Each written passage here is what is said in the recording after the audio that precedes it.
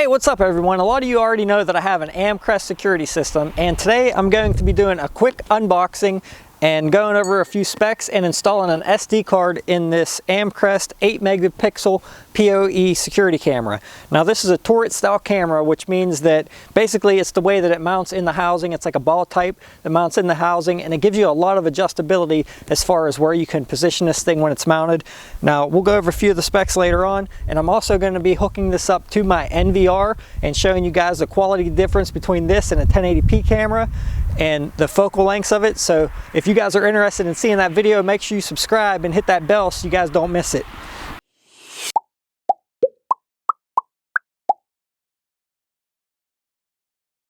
Alright guys, so basically this camera comes with a 1-month free Amcrest cloud subscription.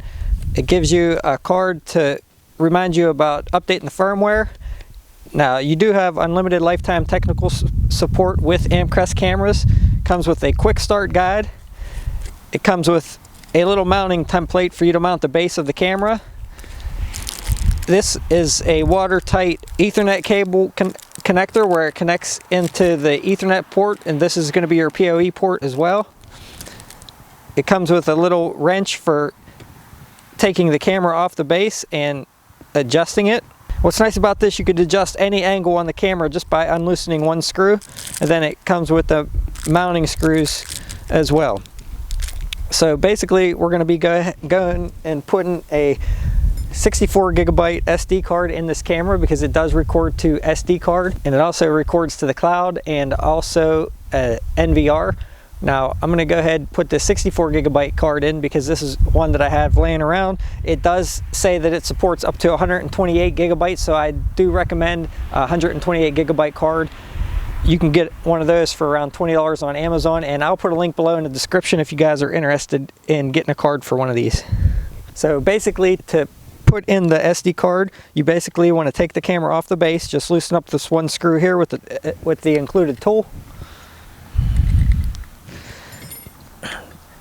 Then you want to pop the camera off the base, and you can see how it's basically a ball type camera that goes in this mount here, and that's what makes it a turret style.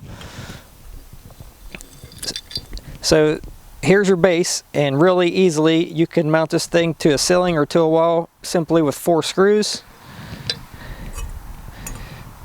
Then you just drill your hole through the center for your cord, or you can run the cord up through the bracket right here if you're not going through the wall with your cord. Now to take this camera apart, all you need is a Phillips screwdriver. And there's 3 screws here. You just loosen these 3 screws up.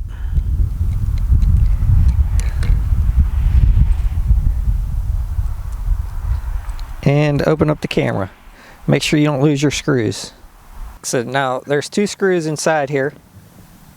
Basically here and here, that holds the inside camera into the body.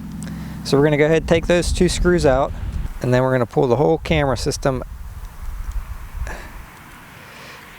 out of there. But be careful because there's still some wires that go down into the lens of this system, so you don't want to yank on it too far. Alright guys, so now you can see your SD card slot is right here. Now what you want to do is you want to slide this cover down slightly, about a 1/16 of an inch or so, and then open it up, and you install the card with the contacts of the card facing the pins on the connector here.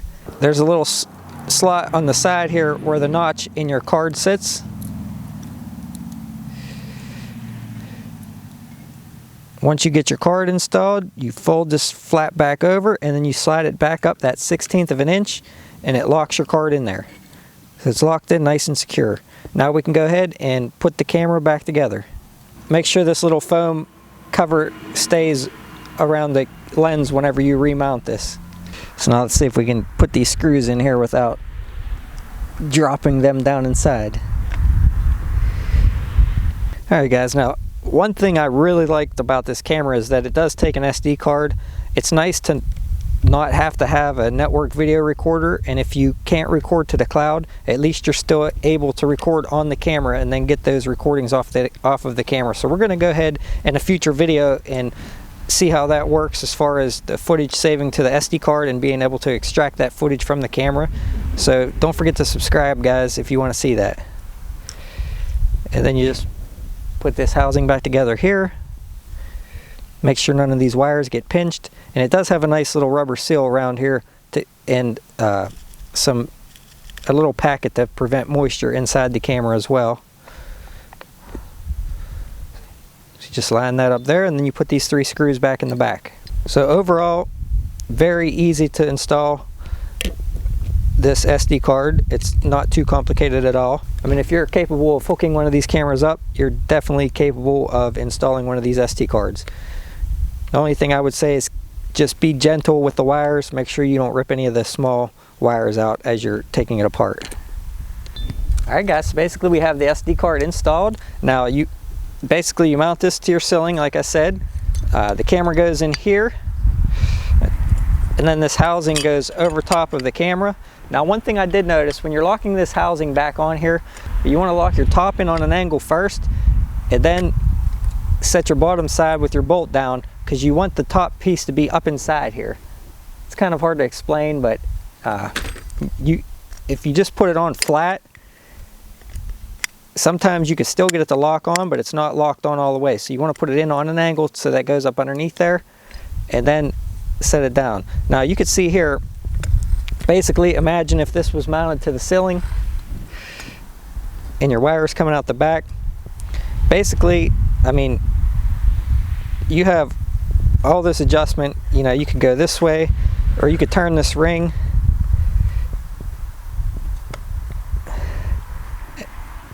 and go that way with it. You know, you could basically position this thing anywhere you want almost. So if it was on a wall, you could position it like this. If it was on a ceiling, you can position it like this. So there's a lot of different flexibility with this style mount, with this turret mount. Alright guys, now I want to go over with you guys on some of the specs on this thing. Now one thing I do want to mention, guys, I've never had a POE camera before, so this will be the first time I'm hooking one of these up.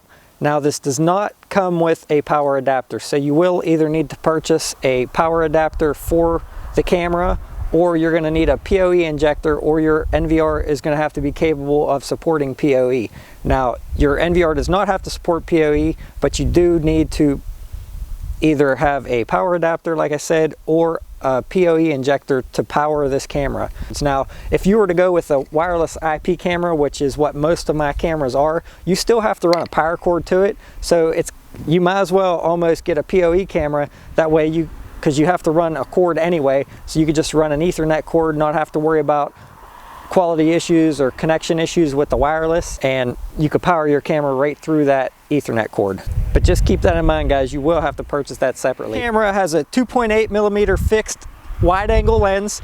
It is 8 megapixel 4K Ultra HD, and what's nice about this one is it actually records in H.265 or H.264, which, if any of you don't know, H.265 compresses it to a smaller file size, but actually gives you better quality video. So I'm kind of curious to see what that's going to look like, because my NVR recorder does support H.265 as well as H.264, and this will be my first H.265 camera.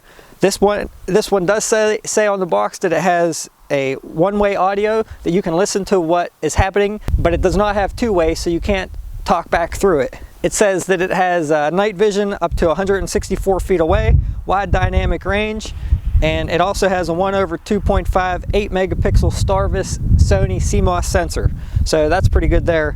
The angle of view is 112 degrees horizontal and 69 degrees vertical. So it has a pretty good wide range of view. So I'm really looking forward to seeing how much of an area this camera can cover and how far I can zoom in to get good quality out of it. Now the model number on this thing, guys, is IP8M-T2499EW-28MM.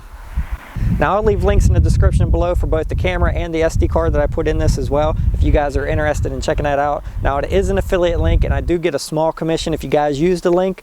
However, it's no extra cost to you, so keep that in mind. Alright guys, so that concludes my unboxing and specs on the 8 megapixel Amcrest POE turret camera. I appreciate you guys watching. If you want to see what this thing can do and how well it performs, make sure you guys hit that subscribe button and that bell so you guys get notified. Thanks for watching, and I will definitely see you guys around on the next one.